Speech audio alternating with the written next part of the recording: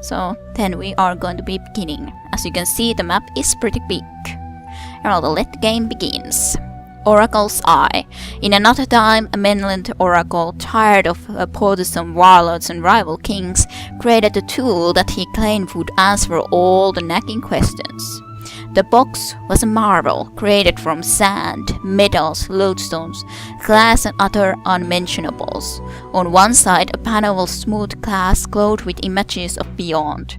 Instead of pottery in mainland, pilgrims gathered to stare at the pointless illusion, mindless and transfixed by tiny figures battling for supremacy within the great glass eye. What held them there, depriving the curious of sleep? Come, gaze into the oracle's eye. Objective conquer the map. And there's the scenario information that we have.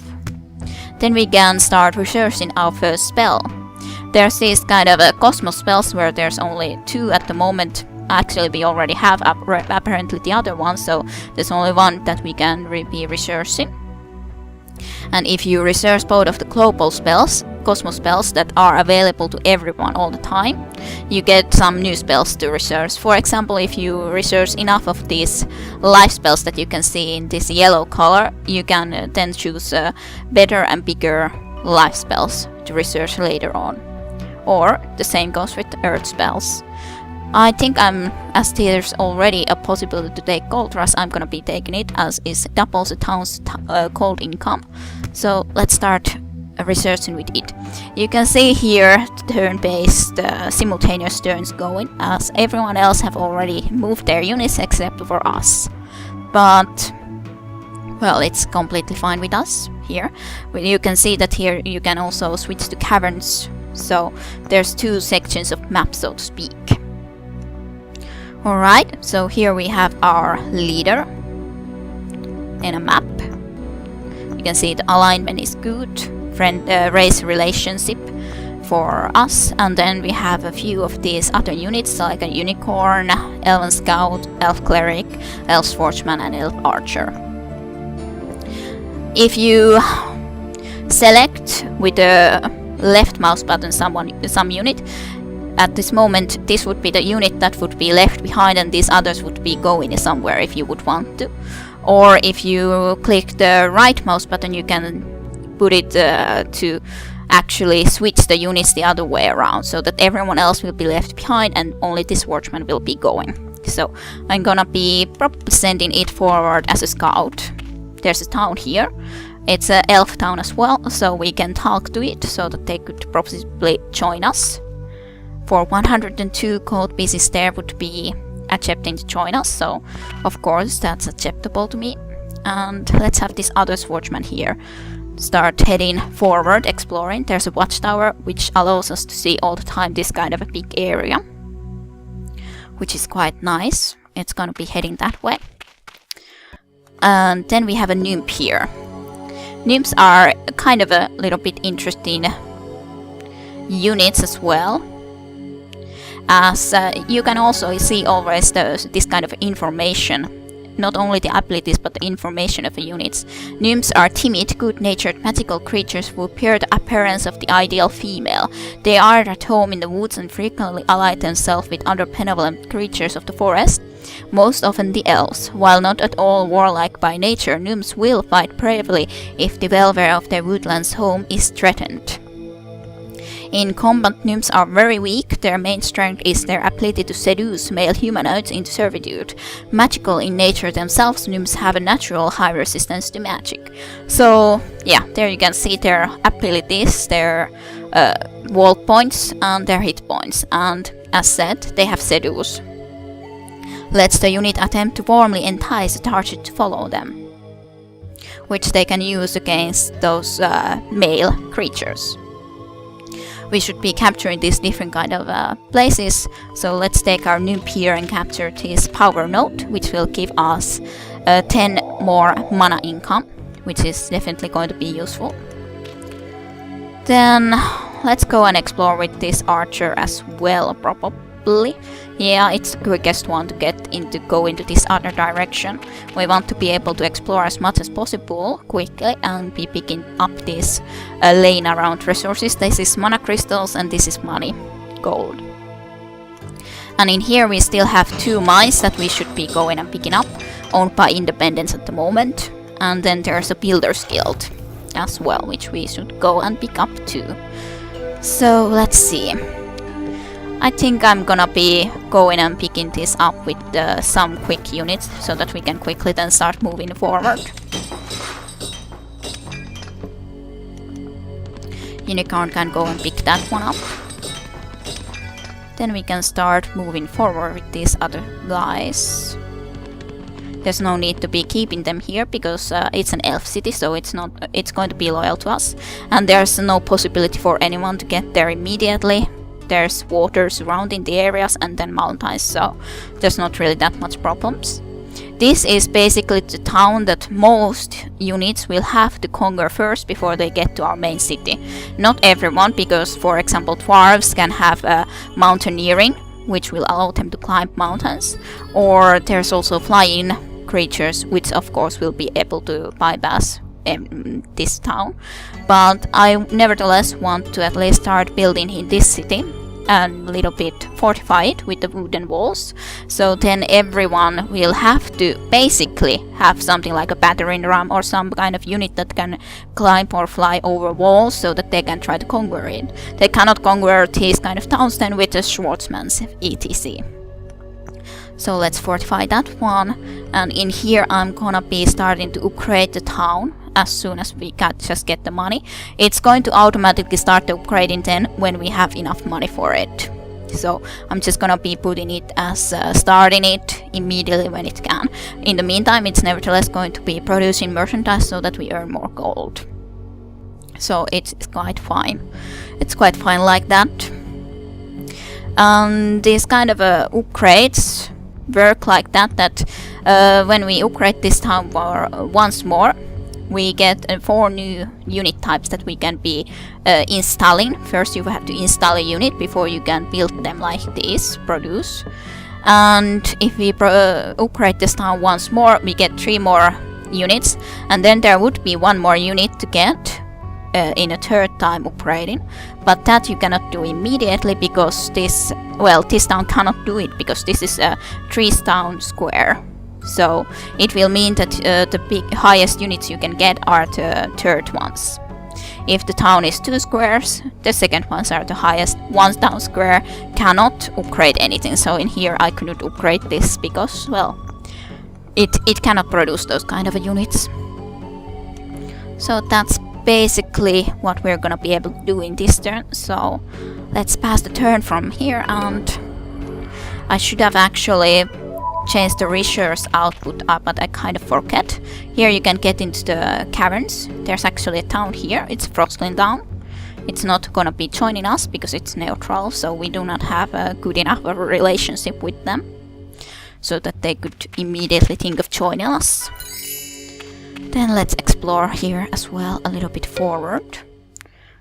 I think this could go also down this way to explore. Let's head with our main party. We already saw that there was that Frostling town, so we might go and try to see about capturing that one. And the game is, by the way, lost if your hero gets destroyed, if they are killed in combat, so you have to be wary about that. Just sending these after the main part here. And then I want to distribute gold differently. At the moment, as you can see, it takes 7 turns to get the gold rush resource. So if I want to be able to get it a little bit quicker, you can go into power distribution and distribute power a little bit differently so that you get less mana income, but that the resource will go quicker. This should be fine. Then it only takes 4 turns to get. So that's about as much as there is to that turn. So we can go to the next one. Ooh, there's a Dwarven city. they would be possibility to join us with just talking, because dwarves of course are good aligned, so they can join you immediately. Here's an Astrak city. As you can see, it of course doesn't want to join us. Here's also this kind of an interesting reflecting pool, where you can see into every other place where there's a reflecting pool. So this kind of a way you can see some other areas of the map very quickly. And as you can see, goblins already saw us from that reflecting pool, even if we didn't see them, and they declare war on us. So okay, we're at 4 with them now. Nothing else that we need to be doing here. As you can see, upgrading has started. This place has also built their walls. I could be producing a few of these archers at least. You can queue units, at least 5 different units or anything. Basically, if you press the Q button. So let's see what town we have in this direction. We know that there's an Astrak town in there, but I would be interested to know what we have in this direction then. Kind of would be interesting to also know what spells we have available at this very moment, which I cannot see immediately because I'm not looking into it.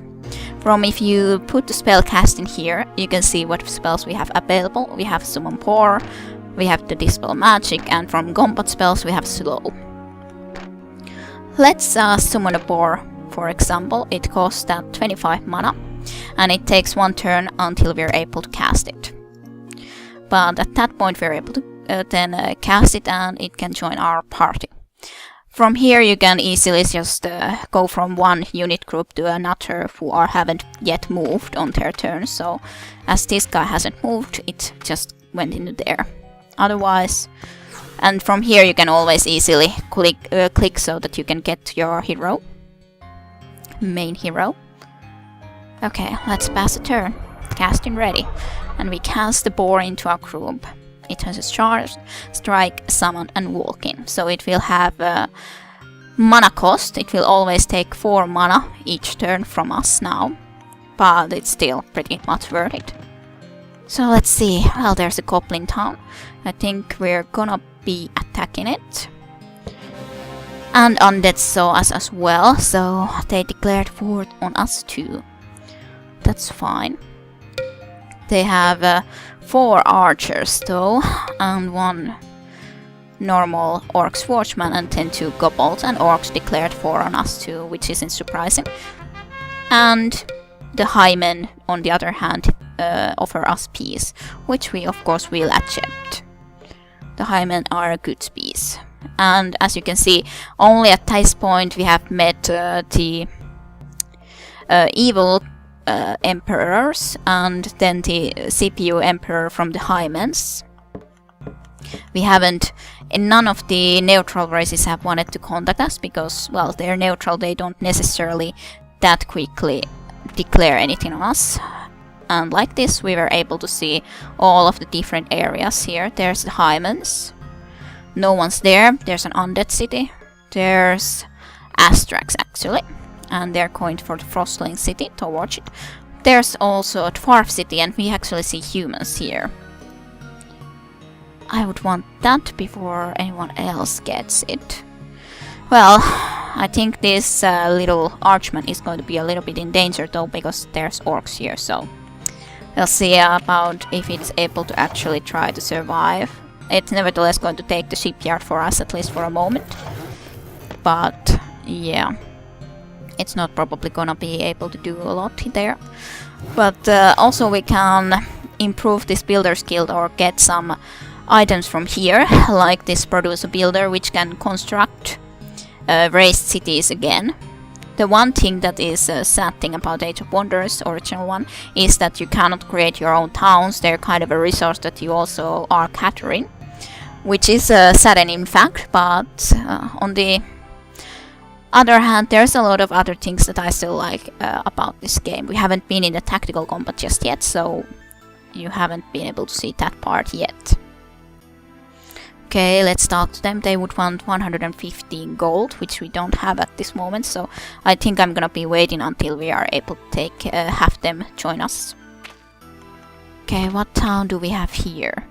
We actually have Hymen town, which I would probably like to have. Maybe more than the dwarf town. I don't remember exactly the units which each town had, but next turn I probably will want to try to see about having one of them. But okay, let's go into a tactical combat and see how we will fare. We will attack, and we will not be taking the automatic attack but the tactical combat. So, as said, they have 4 archmen, which have the archery ability. Okay, how would I want to be doing this then? Let's see. Let's at least move all of our troops a little bit forward. Most of our units are nevertheless quick, except these units that are archery units, and Noob is basically pretty slow. It could get ready to possibly try to enchant one of those units though. They don't want to be attacking yet because they know they cannot reach us, so they see no point of attacking forward. So, but as you can see, in this way you can shoot over one of the units, but for example in this direction if you would try to shoot you would have a possibility to hit your own unit or the tree in some cases too. So, and in here you could try to hit 2 of your units. It's kind of a shame that you cannot move and then try to shoot as well, but that's not unfortunately how it works. Let's see about moving our archer here for now. And our cleric in that direction. I'm just gonna be trying to ready these troops a little bit. It actually would be able to at least attack from there quite easily. They would already be able to attack there actually. But I kind of would want to have them move a little bit before attacking there, so that they all can just straight up come and fight me. So I'm kind of being a little bit cautious here, so to speak. Let's see one more turn if they want to be moving now, and they still didn't want to. So it's basically because our archer still cannot hit them quite, so I think they might be able to hit from here. Let's move this up just a little bit. I'm gonna be moving this boar in front of them, and this one also in the way. And I don't remember if I get almost any protection from that area, but I think I'm gonna be moving this nymph nevertheless into that direction. And suppose I want to have some of them try to move against us, so... Okay, now their archers are at least all there. And their kobold also attack us. I still prefer to get them a little bit closer. Alright, let's see. Our archer could probably shoot this kobold and get him done and over with. And we could probably try to seduce this fellow. It's not necessarily gonna work, but it might work, so let's go for it. And they're seduced. As you can see, the heart is here going over above their head. But if my nymph gets killed, then the seduction is of course away. But they are seduced at the moment. The unit is blinded by love, hearing only the orders of their seducer. So let's see. Then unfortunately wasn't able to kill it quite. A good try though. I think my boar is the most expendable one, so I'm gonna be sending it against this orc swordsman here. And I think my little unicorn should be able to take care of it, so I'm gonna send it there. And then I'm gonna send my... would I be able to attack from this direction? I should be able to do it.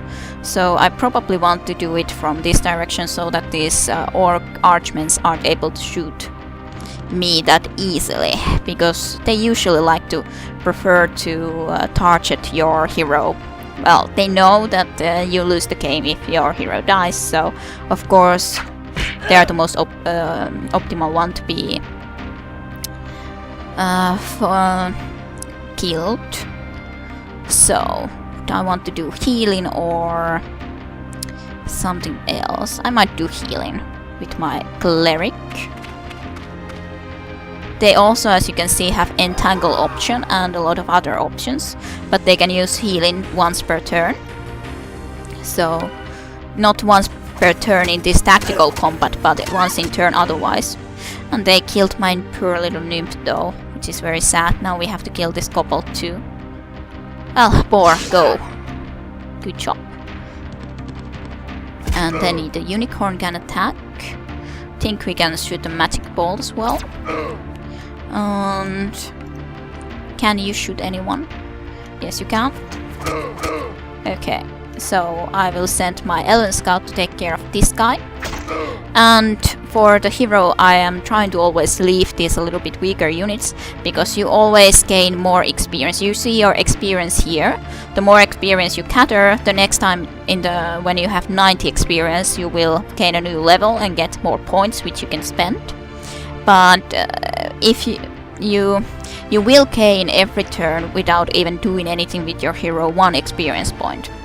But you always get more experience points, especially if you kill units with some certain units, so that's definitely something that you should try to do. It's also fun that all of your units gain experience, not only heroes. As you can see, they get 1 experience point from killing that little archer there. Like Unicorn killed something, so they get 2 points. I think they killed 2 units as well.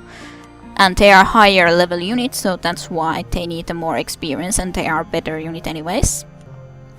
And my Elven Scout also killed something, etc. It's quite interesting that when they get also the necessary experience to get up a level, their stats will also increase, etc. They can have a silver medal and then a gold medal. All of these other type of units, which is very fun in my opinion. I can use also the healing from here. My unicorn and the elven priest also both have this healing ability. So we also healed him from the poison that the orc kobold did to us. So I would like to have this town for us now, which we cannot unfortunately yet get if we do not... yeah, we're not gonna be able to get it just yet, because we just don't have the necessary amount for it, but at least I'm gonna be going and picking up these crystals. And then coming back to the town.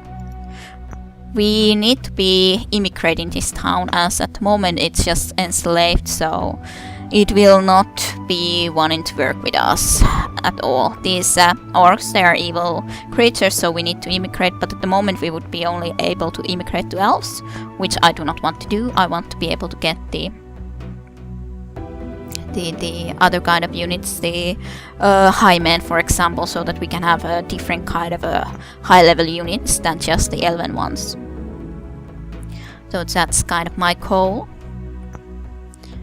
But I think this first Let's Play is going to be part 1 will be ending here, so thanks for watching and hope the information was helpful. And I'm just gonna be saving here now then. Let's play. Oracle's Eye. Save. Okay, so see you next time. Thanks.